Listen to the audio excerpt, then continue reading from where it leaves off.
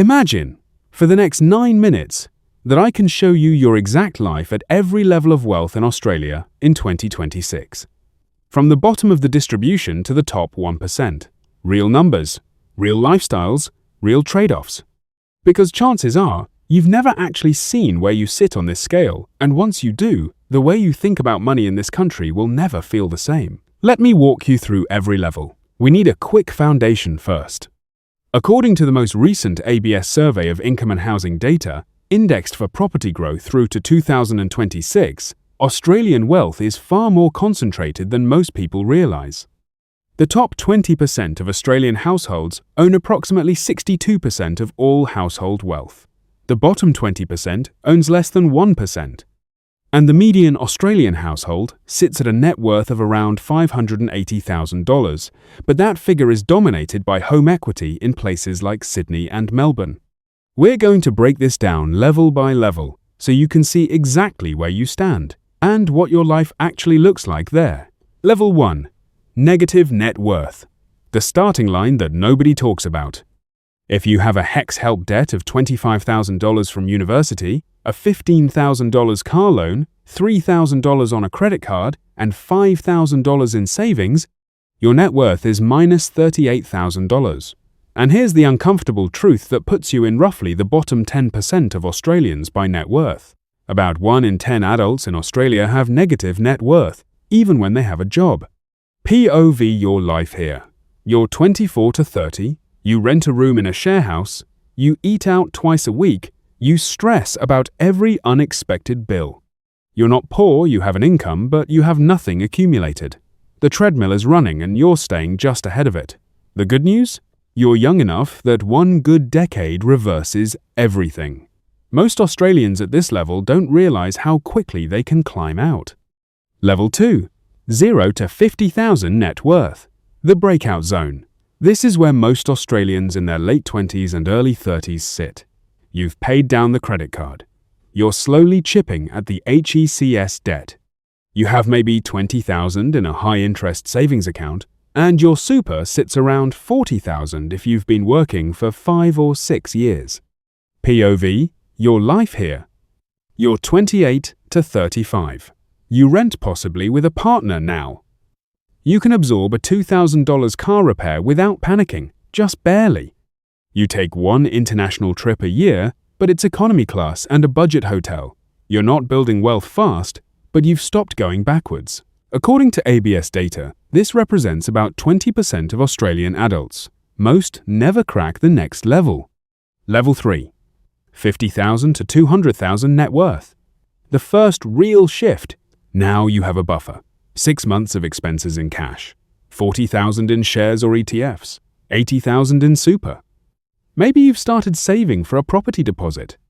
The compounding engine is finally turning over. POV, your life here. You're 30 to 40. You might own a unit in a regional area or be saving aggressively for a Sydney or Melbourne mortgage. You go out for dinner once a week without checking the menu price. You can take 3 weeks off work for a wedding overseas without it breaking the year. You feel for the first time like money isn't constantly winning. This is roughly where the median 35-year-old Australian sits. Level 4. 200,000 to 700,000.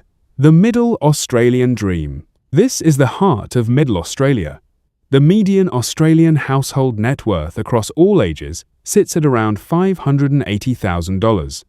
So if you're here, you're statistically a typical Australian. Most of that wealth is in your home, with the rest split across super and a smaller share portfolio.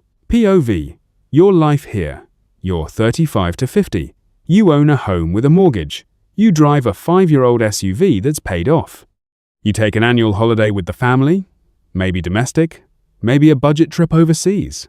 Your super is on track. You don't worry about groceries, but you absolutely worry about your mortgage if interest rates jump. You're comfortable, but not free. According to ABS data, this is where roughly 40% of Australian households fall. Level 5. 700,000 to 2 million net worth. The quiet wealth zone. Here's where it gets interesting. The Australians in this range rarely look wealthy. They drive normal cars. They live in 3 or 4 bedroom homes in suburbs you've probably never heard of. But financially, they've crossed a critical line. POV, your life here. You're 45 to 60.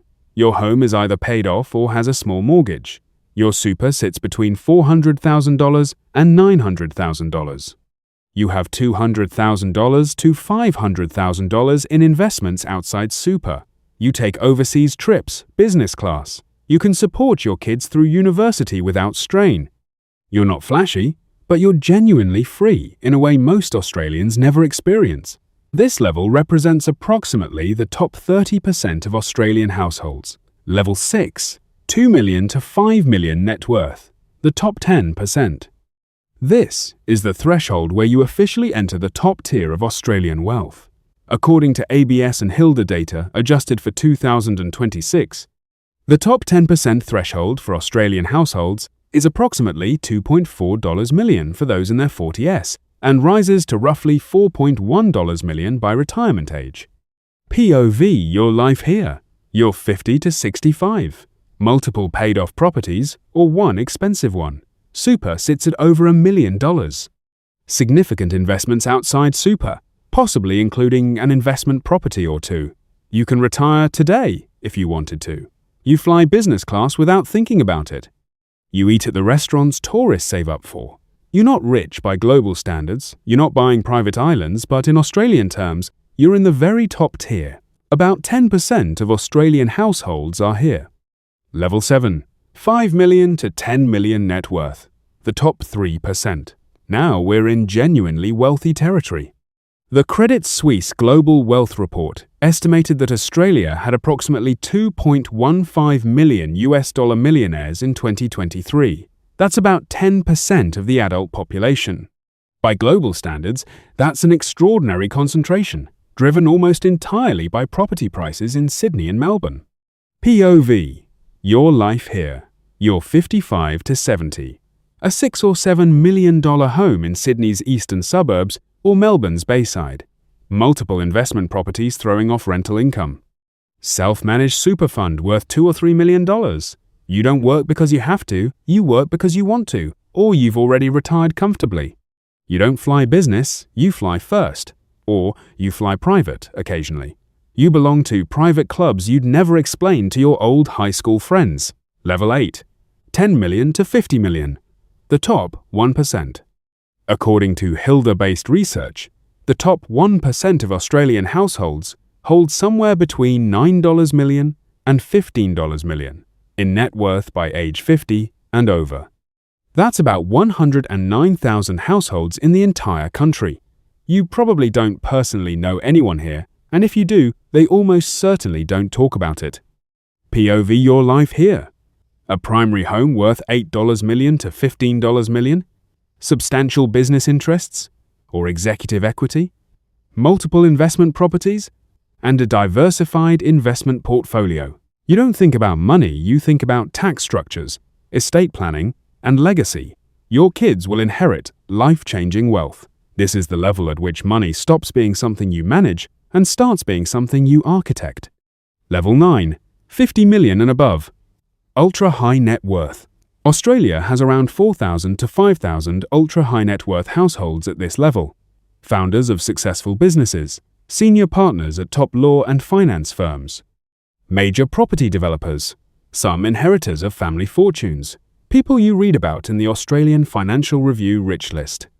POV, your life here. Private wealth management teams, multiple homes in Australia and overseas, direct private equity stakes, tax structures involving multiple jurisdictions. Your money buys influence, political, cultural, commercial. You're not playing the same game as the rest of Australia. You're playing in a completely different financial reality. So what's the real takeaway from all of this?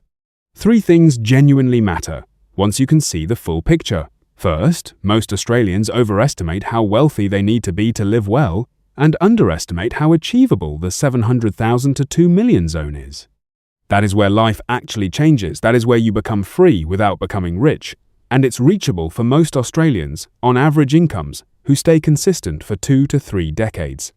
Second, the gap between levels 5 and 6 is the widest psychological gap in Australian finance. Going from $700,000 to $2 million doesn't just mean more money. It means complete financial freedom. And it's the level Luke from Sydney's eastern suburbs is never going to admit is the actual goal.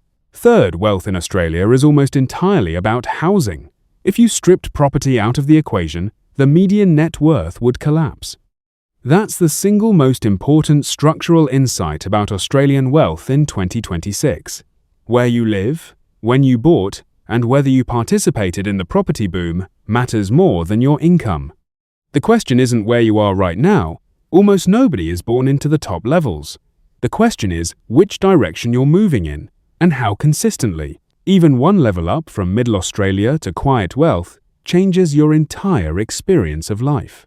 As always, this is educational content based on ABS Survey of Income and Housing data, HILDA Survey Wealth modules, and Credit Suisse Global Wealth reports. It's not financial advice. Your situation is unique. So speak to a licensed financial advisor before making any major decisions. If this finally gave you a clear picture of where you sit on the Australian wealth scale, subscribe, because next week we're breaking down how to legally pay almost no tax in Australia and the strategies most Aussies have absolutely no idea exist. See you then.